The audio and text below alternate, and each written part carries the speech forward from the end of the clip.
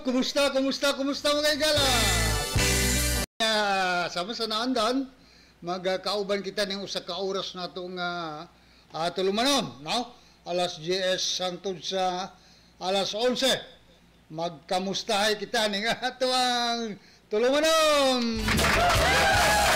Kumusta kayo? Kumusta kayo?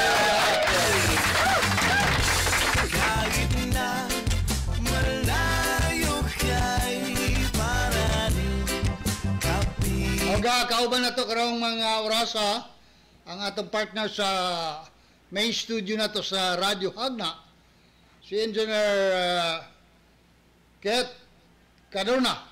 Unya mabati kita sa duha ka radio stations sa 100.9 FM Radyo Hagna.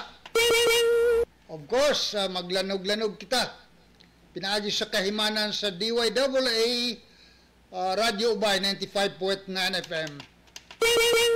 O sa atong cable TV from Lela up to madusi ka lungsod, no? Up to Ubay, no? Makita kita sa Channel 2 sa atong mga cable TV channels, no? So dako halapad ang atong maabot. So ito'y panghinaot nga kining atong mga panagisgot, mga butang nga atong tukiyon, makahatag kalamdag or kasayuran, whatever, no? Sa atong mga kaigsunan. Tapos naman ang eleksyon, di ba? So hinatunta, wala nang halong politika, wala na, tapos na ang politika, niya, ang atong atubangon for the next 3 years, no? Di ba? Mao na sad ang ato nga dili ta mo undang, of course, ha?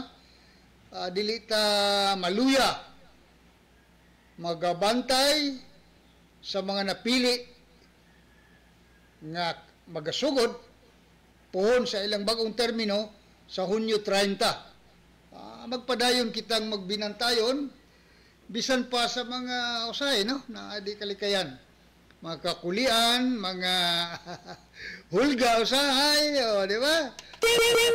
Apan kung ang atong paggabatunan, ang maayong katuyuan o dugang paningkamot ng atong mga balita nga ikapadangat kaninyo, puro matuod.